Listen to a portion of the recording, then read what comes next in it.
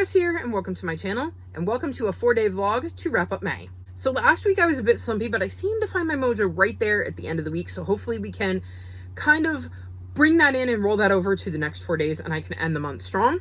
I have one book that I really want to get to, and that's Beyond the Mountains, which is the last book I would need for my phase out your TBR. Too many TBRs in the month of May. So hopefully I can get to this one. Then the other things that I would like to focus on are finishing this time next year, which is also part of my other kind of pile of books I'm going to focus on. And these are the rest of the books I pulled for phase out that did not complete my phase, but were part of the video where I talked about what I was going to read because I, pulled wilds and stuff. One is Crowfall, which I've been trying to get to forever. I swear I'm going to read this book this week. Then I have Legend, which is not necessarily a top priority. Like, I don't think I would be drawn to this, but since it is on my TBR, I would like to give it a try, because if I don't like it, then I can unhaul 4 books, because I have 4 books in the series. I don't know if it's a 4-book series, but if it is, I have the entire series. If not, I have the first 4 books. And then Warriors, the Ultimate Guide. I've read the updated edition, so now I want to read the OG edition and see what other information is in here. This and Crowfall have been on multiple TBRs this year, so I would really like to get to them. So that's kind of my plan for this week, is to see if I can't finish the books that were on my phase out TBR, even if they aren't only the ones that complete my phase. So that's kind of my goal. If I manage to get through all of that, which who knows with the way I'm reading, I have 88 million books I can pull from that were on my tentative May TBR that I did not get to. And any book I can read off of that means I don't have to roll it over into June, which would be great, because my June TBR is already pretty bloated, if I'm being honest. So we're going to see how this week goes. I'm planning to sprint every day. I'm actually about to wrap this up so I can go hop on to sprints and kick those off so I can get some in today. We will see. There is also, in case you didn't know, in my phase out your TBR Discord, I'll link that in the description of this video, even though I don't normally. I have created a sprints channel, so if you ever want to do Discord sprints, feel free to hop in there and do them and see if anybody's around. I did them yesterday because we had storms in the area and I didn't want to be live on the internet and have like my internet crash or my power go out.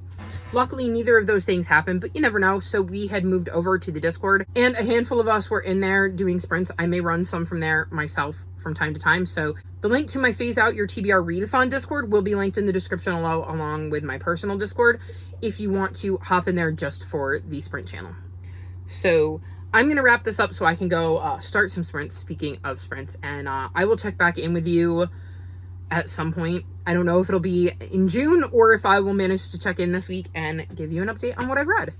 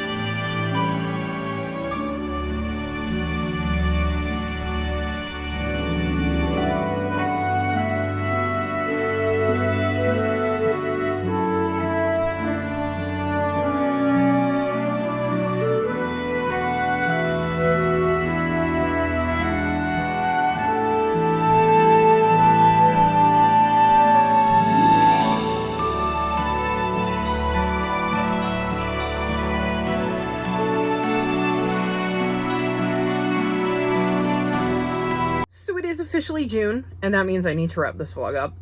I did not check in like I hoped to, but I just completely forgot because I was so busy sprinting and reading, and when you see what I've read, you'll understand why. I was busy doing other things as opposed to filming, plus I was trying to get videos out and all of that fun stuff, so Not enough checking in, but definitely a giant pile of books to finish out my month.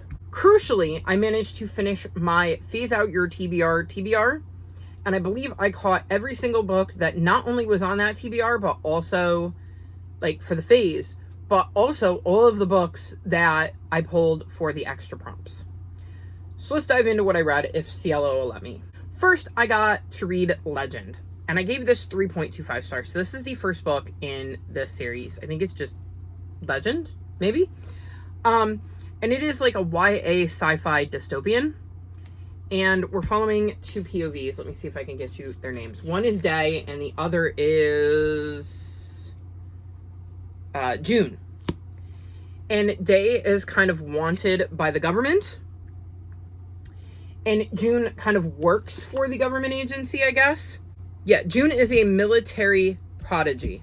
And Day is the country's most wanted criminal. So what happens is June's brother ends up dying, and it looks like he was murdered by Day, so June ends up going after Day. And I didn't love this. So it has a lot of stuff about YAs that I don't like, and that definitely brought my rating down, but also there is a bit of a plague going around in this kind of dystopian landscape. What is it called? It is the western coast of the United States, which is now known as the Republic. And they're constantly at war with its neighbors, the colonies. So it sounds like the U.S. has broken into two kind of factions, or at least two factions, with the Republic and the colonies. And there is a plague that is going around. And I'm not into plague books, really, anymore, because, COVID. So I wasn't necessarily into that, but there were things that Day and June discovered throughout the novel about what was going on and some of the behind-the-scenes political maneuvering that was intriguing. And I think since I already have the other books, I will probably continue this series at some point. It was easy to get through. And it wasn't like I necessarily wanted to sit it down and walk away. Like, I wasn't having that problem. It's just, it had some tropes in it, with some like insta-lovey sort of issues that I didn't enjoy.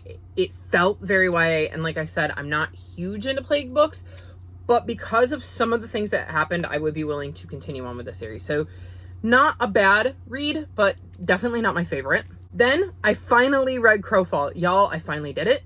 I gave this 4.25 stars. We're following Oren, who lives on this island called Ironhold. And it is a very industrial kind of island. They have a lot of robots and stuff like that. So it's very futuristic in that sense. But he ends up learning that the kind of leader of this island is doing something that is causing the island to die. And he has to figure out how to save the island and protect his family and friends. And we see him go on this incredible journey. And I really, really enjoyed this. I thought that Oren was such an interesting character because he's not necessarily like, oh, I want to be a hero. He's just found himself in this extraordinarily unexpected situation and is trying to figure out how to make the best choices. He meets a lot of really interesting people along his journey who he wasn't expecting to meet. I found the way the island works and how it is dying to be very intriguing. He has a little robot buddy named Cody, and Cody is fascinating and adds a really interesting dynamic to the story. I just really, really enjoyed the adventure that Oren and Cody went on, and it started off a little slow, hence the 4.25, but once I got into it, I was so invested in the story and really, really loved it. So I'm so glad that Press gave this to me. Again, thank you, Press. And just really enjoyed my time with it and kicking myself for not reading it sooner. Then I wanted to mention that I read it this time next year, and I'm reading this for my book haul revisited, so you'll see my thoughts in that vlog, but I did want to mention that I read it. Then I finished the last book I needed to finish for my Phase Out Your TBR phase, and that was Beyond the Mountains. And I gave this 4 stars. This follows Imogene and Marie, and in the first book, they go through a door in a tree and end up in this entirely different world. And the door slams shut behind them and they can't get back out because they lose sight of the door. And they're trying to figure out how to get home. In the meantime, they meet Prince Miro. And Miro is struggling with a lot of things. And he's never really had friends, and they befriend him in the first book. And we see the adventure they go on as they help Miro with some of the stuff that's going on in his world, and Miro works to help them find a way home. In this book, they end up back in Miro's world, and there's some shenanigans going on. And Imogene and Marie get separated, so we see Imogene trying to get back to her little sister. And once again, teaming up with Miro, they meet some new people in this story, and we kind of see the journey they go on in this one. This was intriguing. I definitely enjoyed this one. It's not like a new favorite series, but it is a very enjoyable series. It was interesting to see them go on a journey this time, because in the first one, they basically hung out like in Miro's kingdom. So it was interesting to explore more of this world. I loved getting to see Imogene be back with Miro and kind of team up with him to go find her sister. I really loved the new characters we met in this one. They're some of my favorite, and I'm very curious, based on the way this book ends, how book 3 is going to play out, because some crazy, crazy stuff goes down in this one. So hopefully I will read that sooner rather than later so I can finish out this trilogy. Then I read The Ultimate Guide, and this was the last book that was on my phase out your TBR period. This is the regular version. I've read the updated version earlier this year, and this one did not disappoint either. It was 4.25 stars. I still have to compare them to see how similar they were, but I still really enjoyed this one. I'm sure there are cats in here that are featured that aren't in the new version, because the new version, I would assume, focuses on cats that are more important later in the series, and this can only focus on cats that were important up to this point in the series when it got released. This is basically giving you an overview of important cats that you see throughout the series, both in the clans and outside of the clans, because not all of the cats we meet are in one of the clans of the forest. It has a couple of mini stories which were the same as the updated guide, but it was really, really interesting reading those, because I had a thought when I was rereading one of them about some things that happened. So that was really, really interesting to read it for a second time and go, I wonder. So that was really, really cool. I love seeing what you can find when you reread something and what sticks out to you. And this is just a really solid addition to the series that can easily refresh your memory if you're trying to remember what's going on in some of the main important plot points and important cats that you meet in the series. So I think they're very handy to have around in case you want to re-jog your memory. Then the last book I finished is The Assassin's Curse, and I gave this 4.25 stars. So this is the third book in the Blackthorn Key series, and we're following Christopher Rowe, who is an apothecary apprentice, and in the first book, his master dies. This is a historical fiction, and he has to figure out who killed his master and why. And in this one, he ends up thwarting an assassin, and because he finds out who the assassin's real target is, he ends up going to Paris to kind of keep an eye on the royal family. And we see him continue to try to thwart this assassin or assassins. They're not sure how many people are involved in this plot. And he has some help from some friends who are along for the ride. And we kind of see him try to navigate this while staying one step ahead and protecting not only the royal family, but himself and his friends. And I really, really enjoyed this one.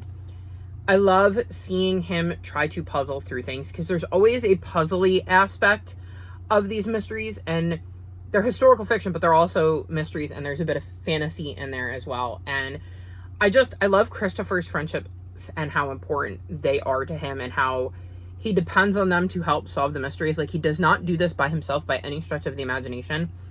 And I love that about these books. I loved being in Paris and getting to have a kind of different environment in this one, where he's interacting with people and having to try to suss out who he can trust and who he can't.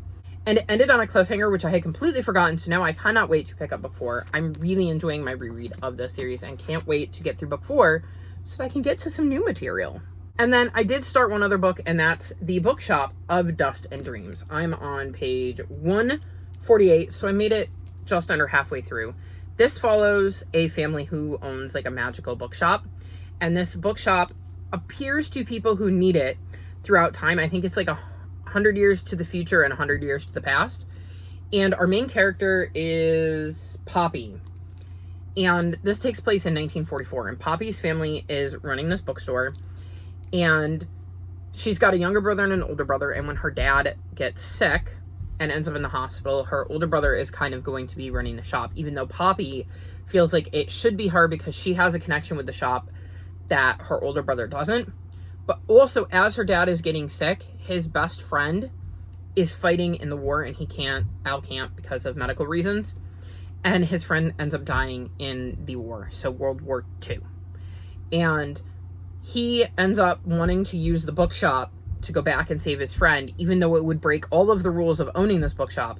And Poppy is trying to figure out how to kind of follow the rules while battling with the idea of, I don't necessarily disagree with what he wants to do because I want my friend back too, but at the same time, it's not allowed.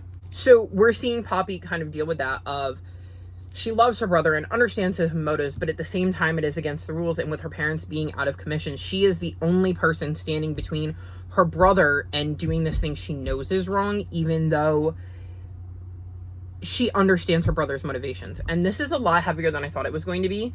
I was expecting something a lot more lighthearted and fantastical. So that was a bit of a surprise. I didn't really read what it was about. I probably should have. So that's on me for going into it and expecting something else. But so far I'm enjoying it. It is very heavy. And last night I was tired and not necessarily looking for something quite as heavy. So I didn't get through as much of it as I wanted to. But I am enjoying this. I really, really like Poppy. I like seeing her struggle because she loved this friend too. And she wishes she could save this friend, but she knows it's wrong, that you're not supposed to use the magic that way. So it is fascinating to see her struggle with sympathizing with her brother, but wanting to do the right thing and trying to figure out what the right thing is.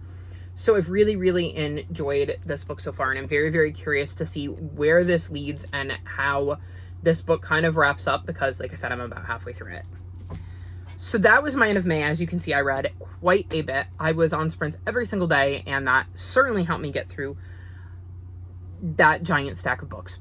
It was a very, very good end to May and has started me off in a much better place in June than I would have been had I not read all of those books, because I would have tried to roll them over. So very, very happy with what I managed to read in this last 4 days of May. Anywho, it is time to wrap this vlog up because it is time to head on to June and all of the craziness that's going to happen there. All of my social media is linked in the description below if you'd like to come chat with me. If you've made it this far in the video, leave me things an assassin would use to kill someone. Emojis. Like this video and subscribe to my channel, and I'll talk to you next time. Bye!